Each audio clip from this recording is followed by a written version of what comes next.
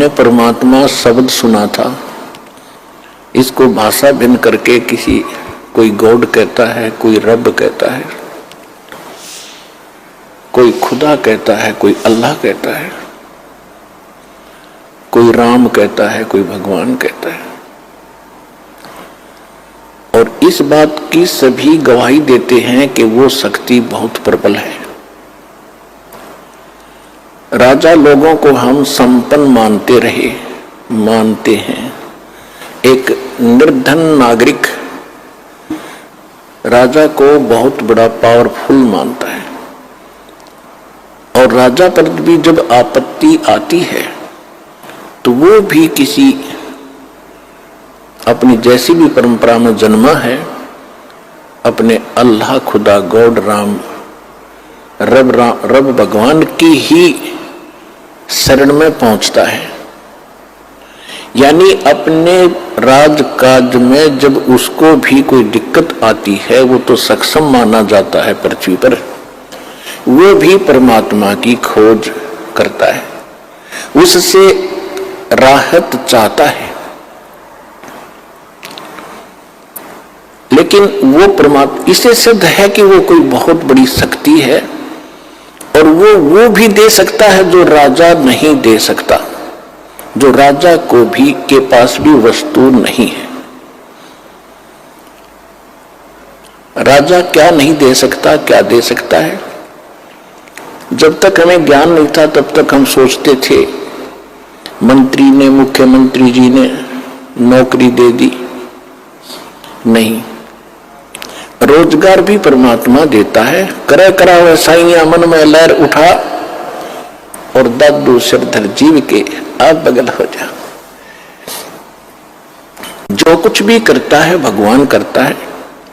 वो करता कैसे है कि जिस पहले वो शुभ संस्कार बनवाता है और फिर उसको राहत देता है।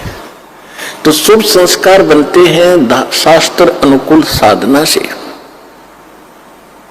शास्त्र के अनुकूल जो भक्ति हम करेंगे मर्यादा में रहकर, तो शास्त्र अनुकूल साधना में सबसे पहले सतगुरु की आवश्यकता पड़ती है।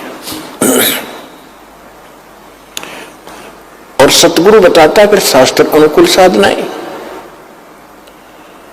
तो जब तक हमें शास्त्र अनुकूल साधना नहीं मिलती है और हमें कुछ राहत कहीं से हम महसूस कर रहे हैं, किसी देव, ईष्ट या संत के खेमे में जाकर, उनके पास जाकर के, या किसी मंत्री, मुख्यमंत्री या किसी अन्य अधिकारी से, या किसी सेठ फैक्ट्री मालिक से, हम ये सोचते हैं कि इसने हमें कुछ राहत दे दी, तो वो हमारी एक सांसारिक सोच थी।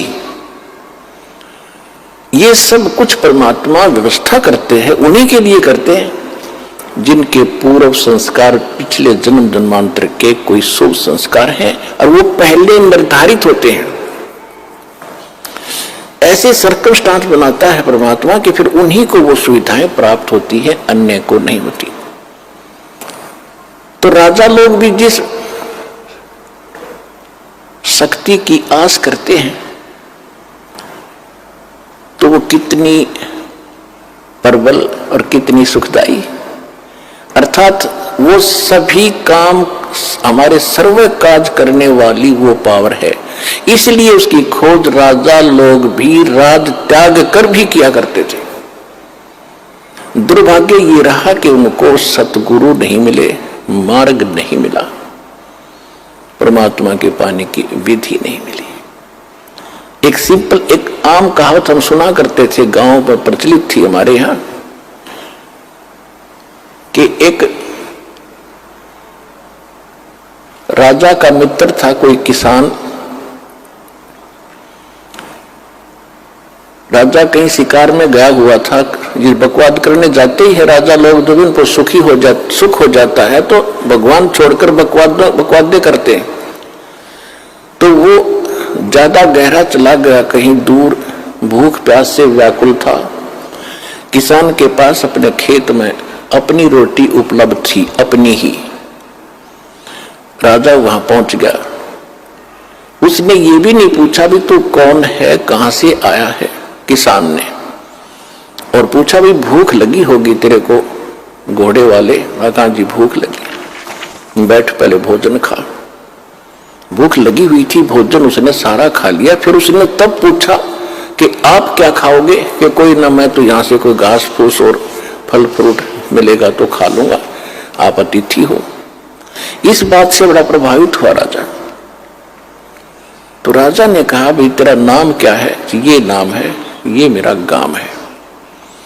फिर उसने बताया कि अभी मैं राजा हूं इस नगरी का, जिस क्षेत्र में तेरा गांव पड़ता है, और तुझे कभी कोई आपत्ति आवत मेरे पास आ जाना। कुछ वर्ष उसको उसने एक ऐसा बना के दे दिया, अपना ऐसा कोई आइडेंटिटी उसको बनाकर दे दी कि तेरे को कोई नहीं रोकेगा, कभी आ जाना मेरे राजमहल तक, यानी मेरी रेजिडेंस तक भी आ जाना। तो इतना प्रभावित हुआ राजा उस किसान के इस बात को देखकर के अपने मुंह से रोटी निकाल कर अतिथि को दे दी। ये छोटी बात नहीं, ये पिछले संस्कार ही होते। तो वहां पहुंचा, एक दिन उसको कोई बात याद आ गई कि अभी राजा से मिलकर आते हैं। कुछ सूखा गिर गया था, वो सूखा तो फिर सारी नगरी में गिर रहा था। राजा था, जब वो पहुंचा, राजा मुसलमान था, बाहर बैठा अपना कोई नमाज कर रहा था, और वो सीधा ही पहुंच गया। वो दिखा करके वो पासपोर्ट राजा वाला, तो वो कहने लगे, जो सेवादार थे, नौकर थे, कि यहां बैठो भाई, राजा अपनी कुछ क्रिया कर रहा है, उसके बाद बात करेंगे। वो सामने देख रहा था कि राजा क्या कर रहा है। जब राजा खड़ा हुआ, कुशल मंगल पूछा, तो उसने पूछा किसान ने कि पहले ये बताओ आप ये क्या कर रहे थे? राजा ने कहा कि मैं भगवान से, अल्लाह से अपने राज्य में, अपने घर में सुख की कामना कर रहा था। अकाल गिर गया है, इसके लिए दुआ मांग रहा था। तो किसान कहने लगे, अच्छा, मैं तो भिखारी के पास आ गया भाई, उससे तो मैं न मांग लूंगा अपने घर पे, फिर तेरे से क्या जरूरत है मुझे मांगने की।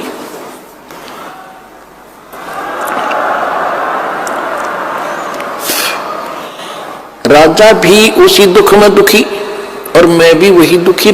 मांगना किसी देने वाला कोई और है, उसको हम भूल गए।